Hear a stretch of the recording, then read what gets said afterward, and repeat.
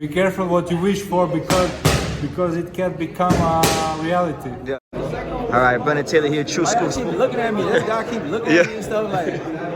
Keep staring at me. The Argentinian guy. He's been looking at me since Monday. His eyes hurt. They want some smoke too, I guess. But Brennan Taylor here, True School Sports. I'm with Richardson Hitchins. First of all, nice meeting you, Africa. I wanted to ask you about the Gustavo Lemos fight, man. I know he comes with a big knockout ratio and Against who? Against who? Lee Selby. Bro, that's about it. That's about it. I watched your interview online and you talking about a Lee Selby fight and a fucking and this guy's gonna be a tough fight, man. If he hits you, you gotta hit the other part. If he hits me, who he hit? How is he a big puncher? He put Lee Selby down with a body shot. Lee Selby hurt him more in the fight than Lee Selby hurt him more in that fight than he hurt Lee Selby. Lee Selby's a washed up 35, 126 pounder. Don't compare me to no Lee Selby. That coming off a 2-year break. This is a whole different pedigree. Don't compare me to those guys that's 12-8, 20-20. I'm none of these guys. I can't say if he hits me. We don't even know. Can he take a punch? Have you ever seen him fight a guy that We'll find out come Saturday, right? But I'm asking you, when y'all go out here and give these fans, this guy's this and that. Who have you seen him? I'm gonna interview you now. Okay, interview. All right. Who have you seen him fight that showed any resistance? He's like, bro, that was a pretty good fighter. That guy, he did hit him. He did show. Just Lee. I only saw the Lee fight. Okay. I saw the Lee fight. Barely anybody's seen him fight. He's only fought on TYC Sports in Argentina. Okay, so he's what they call an unknown commodity in boxing. I don't know why when you say if I can make this fight look easy, you would be surprised. How? Did I say surprise? I don't remember saying surprise. I would be surprised. You said if he can make this I'll go back and I'll check it. I'll edit it in here if I said that. Nonetheless, I think it's a great fight. And I'll tell you this: if Richardson Hitchins makes this fight boring, if he makes this fight boring and is able for the course of 12 or 10. For 12 rounds, if he's able to keep Lemos on the outside and neutralize him and outbox him and make this fight look like anything like the Zepeda fight, then God bless him. He's creme de la creme, top shelf, world-class fighter, you know? And at that point, I'd like to see him get a title shot. Now, I know... That's all the interviews. You said if this guy makes this fight look easy, I'll be surprised. I mean, you are tied to your own opinion. I'm not mad at you. I'm just saying... I don't remember saying surprise. I'm going to go check. Okay, but... I remember saying it'd be a good win for you. I didn't remember... It wouldn't be a good win. I beat better guys than that. If me getting a win... Well, you beat Trayshawn Wiggins. That was a good win. You beat Kevin...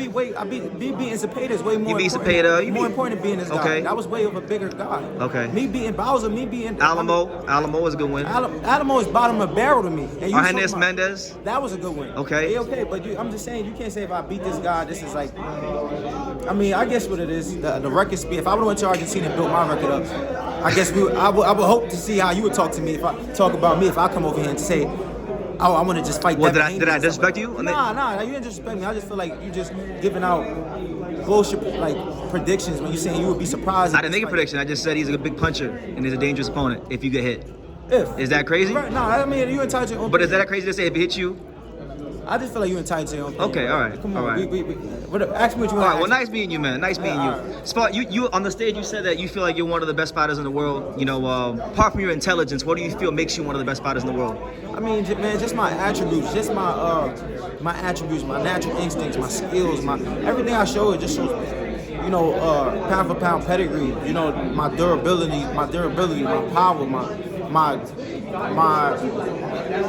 most important thing to me is my competitiveness. I have a will to win, and that's important. Okay.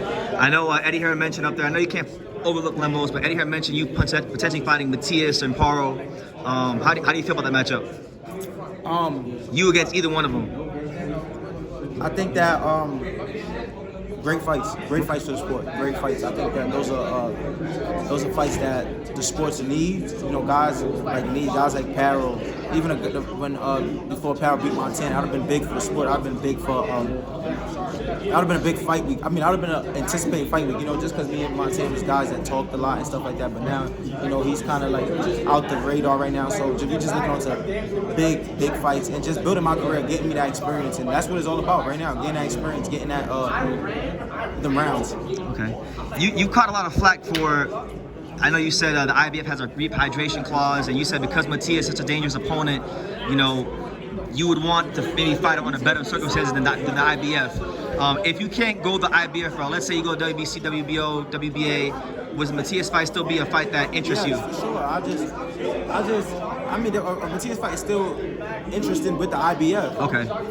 Like I said, I fought Alamo for the IBF. I didn't feel good coming into that fight. I didn't feel good in the ring that night. It was a great performance. A lot of guys couldn't tell, but I just feel like if I was fighting a guy like Matias, I would want to be at my best. You know what I'm saying? So not still have to be dehydrated the night before the fight. You know, because I got to weigh in the next day of the fight. So, like I said, we'll see how I feel this fight, how I come in, how my body looks, how my energy level look, and all that.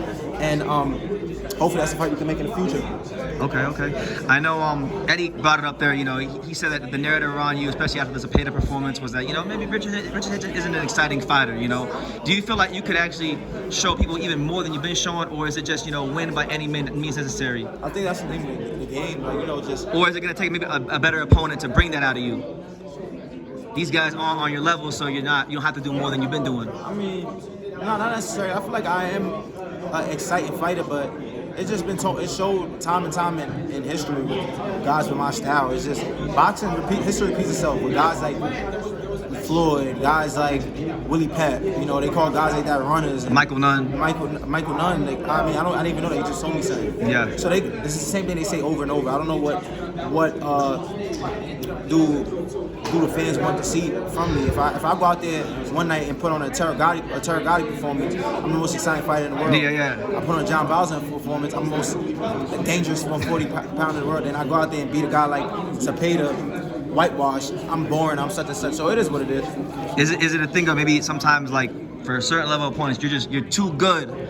You're so good sometimes that it could be. Sometimes people don't appreciate the consistency of working behind the jab and boxing.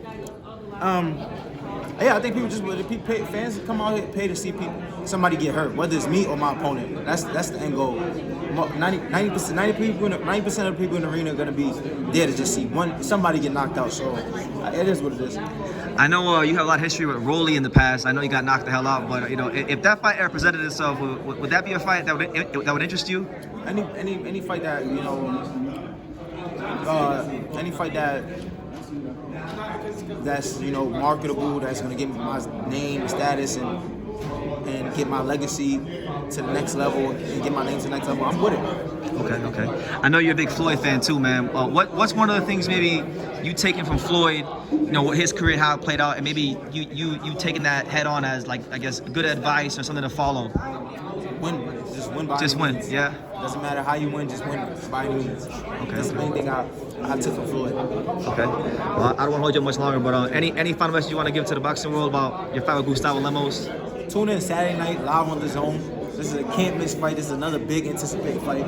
You got a guy that can put me out with one punch. You got me that can put him out with one punch. It's a fight that, you know, that's why you guys are here, to see great boxing, to see top high-level boxing. And Saturday, it's going to be a great night. All right, Richard Hitchins, thank you. Thank you for watching another video on the untouchable True School Sports Empire. I'm at the Boxing Hall of Fame out here in Canterfield, New York. And for more great boxing content just like this video, make sure you click and subscribe right over here.